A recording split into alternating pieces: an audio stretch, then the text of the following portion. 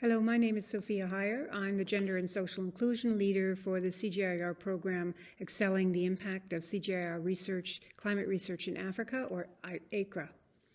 I will be talking about gender in the NDCs as of the last round up to the fall of 2020.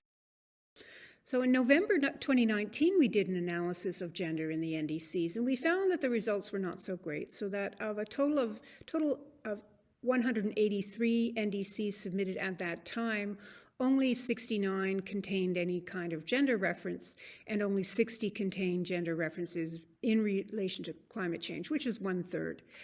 However, only 31 contained gender references in reference to a specific climate sector, and 38 contained gender references in terms of policy, in relation to policy, so fairly minimal. By September 30th, 2021, we see quite a significant change. So of the total 193 NDCs that are submitted as of then, 132 or 68% contain significant gender references, and 79 contain references to youth. 61 or 32% contain no references at all. Gender was mentioned in relation to specific climate sectors, with specific actions often mentioned. The greatest number of references are found in energy, 65 or 34%. 57 or 30% of NDCs contain one or more references to gender or women in environmental management.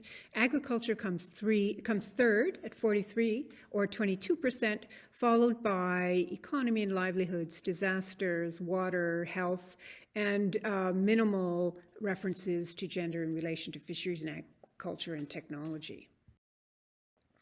In terms of the policy context, things have improved as well, and there's a more kind of sophisticated or integrated understanding of the connections between different policies to promote gender equality in the context of climate. The greatest number of references are to a consultative approach with gender, with women and other groups, 48%.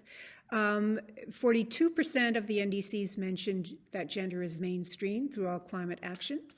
70% talk about policy integration of gender and women's policies integrated with other climate and other policies. 28% of the NDCs refer to a national gender equality policy in the context of climate, and 17 refer to gender in relation to climate policy specifically. Only 10 countries actually refer to a gender and climate action plan, which is 5%. So that there's room for improvement in that area as well. In terms of sustainable development policy, we see 14%, and then some of the minimal references are to institutional mechanisms or implementation. So really the implementation is very low in terms of institutional mechanisms for implementing the policy and monitoring and evaluation. Both of those types of approaches have are not well represented in terms of gender integration. Looking at some of the gender equality dimensions or aspects of NDCs that we see that are coming out, we see the greatest number of references to women as vulnerable. And so this is not as much of an improvement as we would like. 27% of NDCs refer to women as a vulnerable group in relation to other groups often or by themselves. Very few, only 9 NDCs understand the role of women as active agents in climate action. However, another 8 do refer to the role of empowering women, or the value or the intent of empowering women in the context of climate action.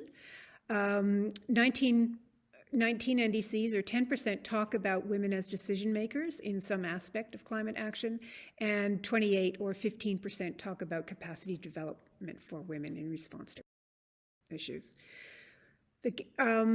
So while there's quite a bit of progress in the last couple of years, we do see some areas where progress is still needed and where there are some noticeable gaps. And one noticeable gap is in the area of monitoring and implementation indicators in relation to MRVs or in relation to the climate sectors that are identified, measuring progress, both in terms of gender and in other other aspects.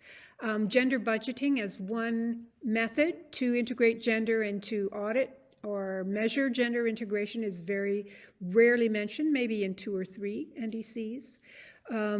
Very few NDCs mention inclusive climate finance for women, and some refer to transportation, but again, not very many refer to the need for safe, affordable, and available transportation for women in urban areas, but also in terms of transporting goods to market. References to gender in terms of fisheries and agriculture are very, very low. This is a gap for both women and youth references, which needs to be identified since women and youth are continuing to play a significant role in these areas. There's also very little reference to technology and digital solutions for women. So we also need to be looking for models for gender integration as well as for models for in climate policy, as well as in the NDCs. Thank you. Thank you for this, and we have put out a policy brief that will be published in collaboration with FAO, and if you write to me, I'll be happy to send it to you when it's out. Thank you.